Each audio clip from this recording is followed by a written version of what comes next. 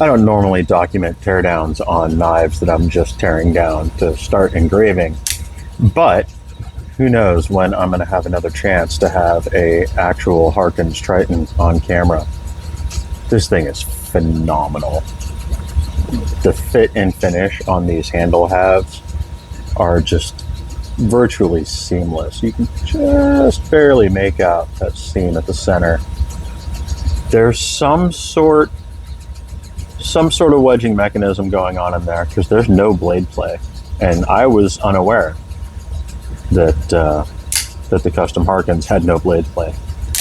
The action is very smooth. Yeah, this thing is it's really an honor to be able to check this thing out. So, derail the blade like everything else. Looks like we've only got 5 fasteners here. They are a hex fastener.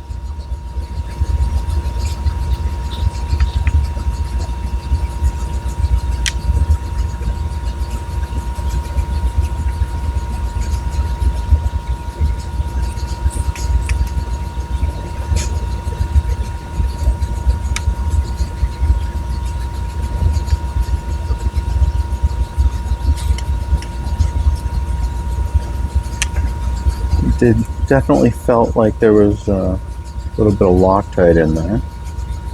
They weren't terribly tight, but there was a little bit of resistance to breaking loose. Does not surprise me.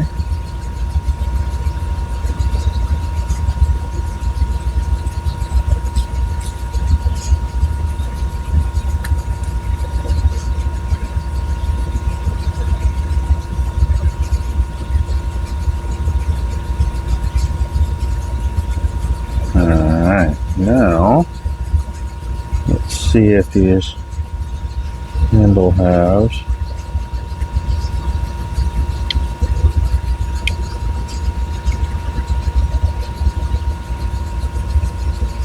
wow.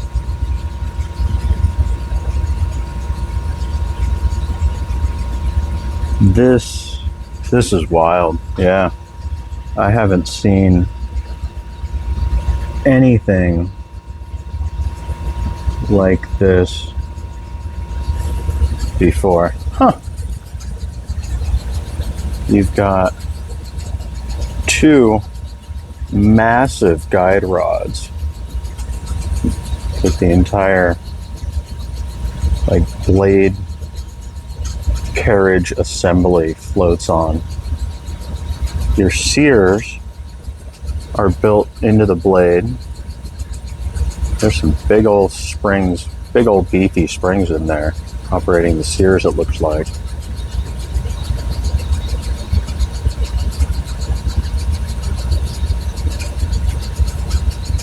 And then up here in your trigger plate, I think these entire end pieces here are your spring hooks.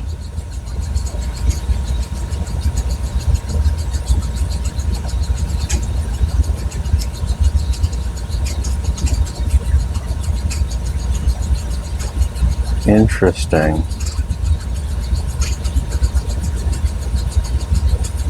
This is going to be a very involved disassembly. Yeah, these are the kind of things that that people don't think about, alongside with, having to be able to do the type of engraving work that I do on pieces like this. I also have to be able to take the knives apart and put them back together. And that is no trivial feat, especially when you get into some of these really high-end customs. Yeah, it looks like I should be able to pop these C-clips off here and then lift the trigger plate out. That'll let me work on the top half of the chassis. And then this bottom half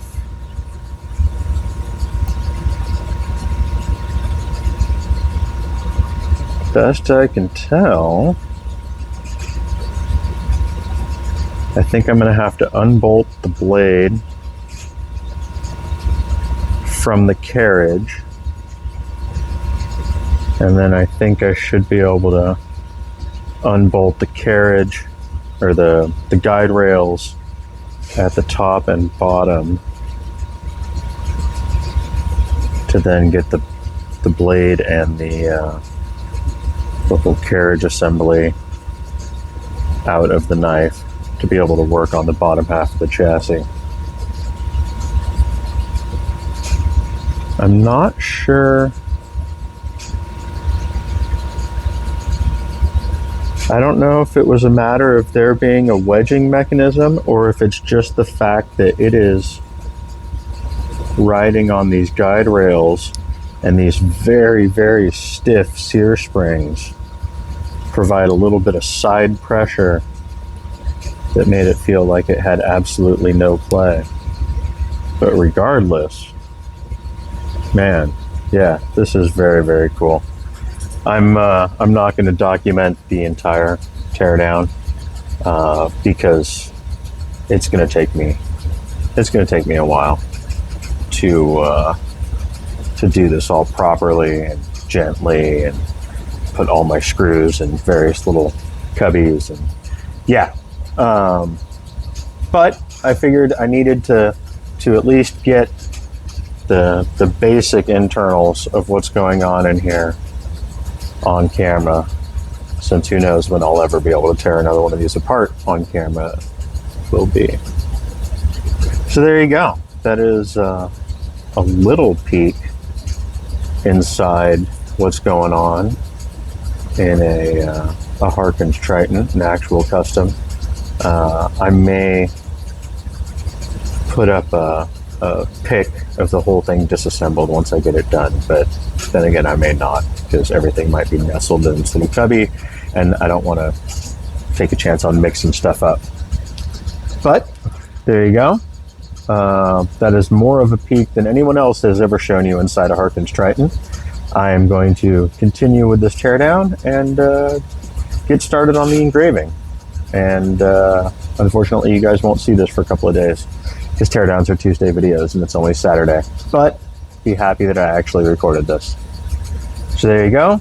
Hope you guys have a good evening, and I will catch you tomorrow.